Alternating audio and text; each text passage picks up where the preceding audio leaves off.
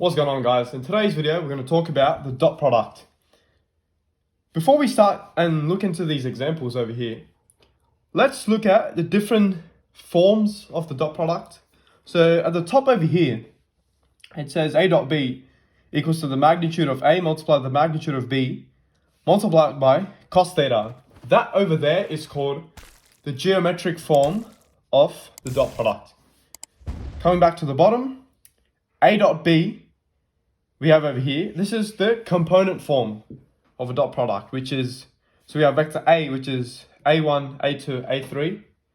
Vector B is B1, B2, B3.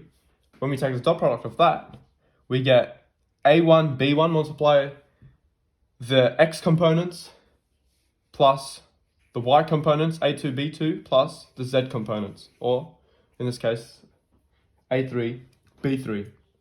Another thing I'd like to say is looking at the unit vector,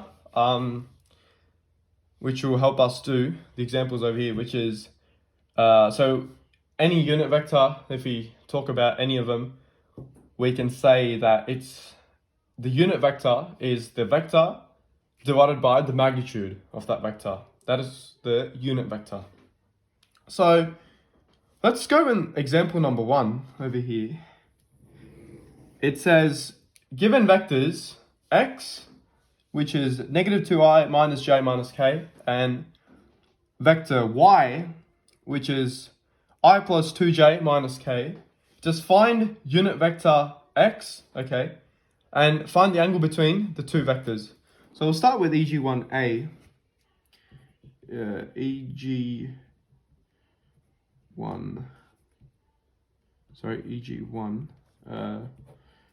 A. Unit vector of x, we can go rewrite x as negative 2, negative 1, negative 1. The unit vector of that, take the magnitude of this, would then be, so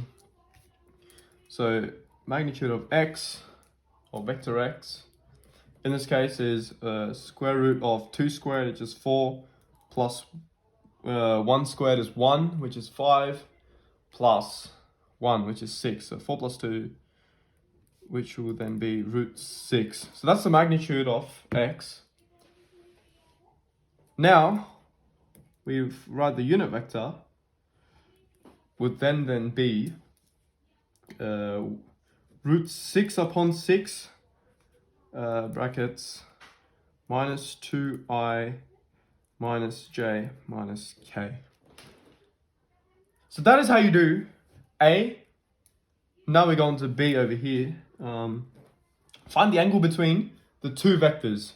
Let's come back to this, the geometric form of the dot product. We have x dot y equals to magnitude of x, magnitude of y, cos theta.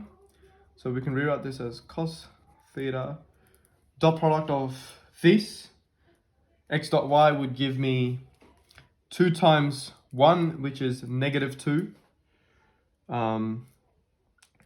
We can go negative 2. We have negative 1 times 2, which is minus 2 again, and then we have plus 1. All upon the magnitude of this, of x, is root 6. Now we could do the magnitude of y over here. So vector y is going to be, it's also going to be root 6 because 1 squared plus 1 squared is 2, plus 2 squared is just 4, which is root 6. Therefore, this then dot root 6, we have, simplify this over here, so we have cos theta equals to negative 4 plus 1, which will be negative 3, upon 6, which is negative 1 on 2. So cos theta is minus 1 upon 2. cos theta is negative. So you know this is going to be in the second quadrant. Since this is going to be in the second quadrant, we know the angle is going to be obtuse. So it's going to be greater than 90 degrees. So theta then equals to, take the inverse in the calculator, cos inverse of negative 0.5, 120 degrees. So theta is 120 degrees. So using these formulas here, that is how you do example number 1. Now we'll go on to example number 2.